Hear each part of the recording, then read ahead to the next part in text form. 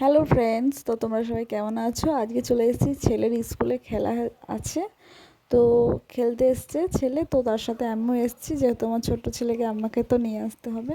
তো সংসারের সমস্ত কাজকর্ম সেরে রেখে এবং সকাল 8টার মধ্যে চলে এসেছি ছেলেকে নিয়ে, আর 1 ঘন্টা পর খেলা শুরু হবে। তো আপনারা ভিডিওটি দেখতে থাকো আমার সাথে, স্কিপ করো না। দেখো, খুব সুন্দর একটি খেলা হবে বাচ্চাদের, তো আমার সাথে থাকো। তো এখনও খেলা শুরু হয়নি। তো এখানে ম্যাম আর ম্যামের অনেক কিশোরী মেয়ে এসছে ম্যামের সঙ্গে, গ্রুপ থেকে। তো সেই মেয়েগুলো ম্যামকে হেল্প করছে। ওই যে প্রথম খেলাটা হলো শারীরিক বিকাশ, এটাকে নিজের থেকে বলতে হবে কতটা বুঝছে সেটা বুঝবে। এখানে ওজন ও উচ্চতা, আর এখানে পশুদের অঙ্গ যেভাবে কাটাকুটো আছে, তো এটা সাজিয়ে রাখতে হবে এরকম। তো গাইজ, আমাদের কিন্তু এখন মানুষ মারা গেল, তো আমাদের এখন আসর চলছে, তবুও আমি এসেছি, কারণ ছেলের খেলাতে যেহেতু নাম দিয়েছে। তো প্রথমেই আমার ছেলে, আমি 1 নম্বরে ছিলাম, যেহেতু আমি 8টার সময় এসেছিলাম। তো এখানে ম্যামটা ওজন করছে, তো ওজন করা হয়ে গেছে, তো সব কিছু ঠিক আছে। তো এখানে আমাকে সই করতে হবে, তো এটা সইটা করে দিচ্ছি। তো তারপরে চলো, প্রথম খেলা স্টার্ট হবে। তো আপনারা সবাই দেখতে থাকো, খেলাটা কি খেলা হয়েছে। মোট 7টা খেলা হবে।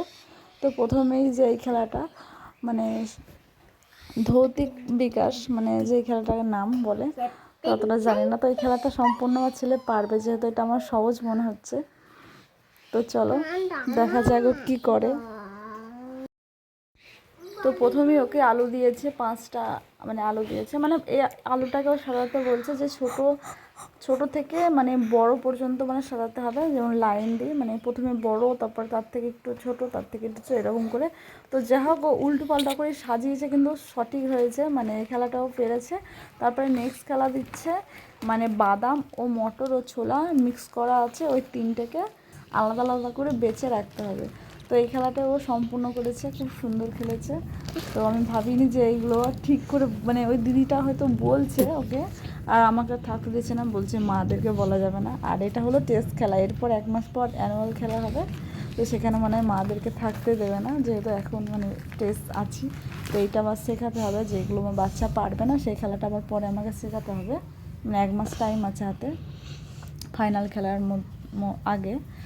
তো চলো, আর টোটাল এখানে 7টি খেলা হয়েছে। আর অবশেষে এই খেলাটা অতটা পারিনি, যেহেতু এই খেলাটা খুব কঠিন, ওর কাছে কঠিন খুব, ও পারিনি।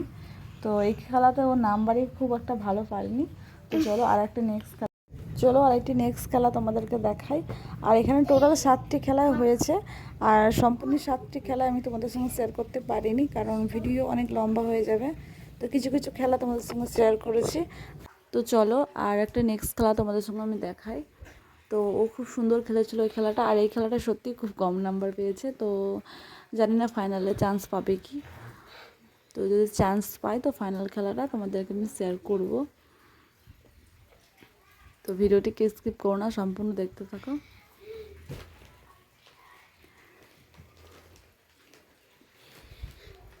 তো এখানে ওর গোলমাল লেগে গেছিলো, কোনটা ছেড়ে কোনটা দেবে, এটা এখানে ও বুঝতেই পারছিল না এই খেলাটা কীভাবে করে।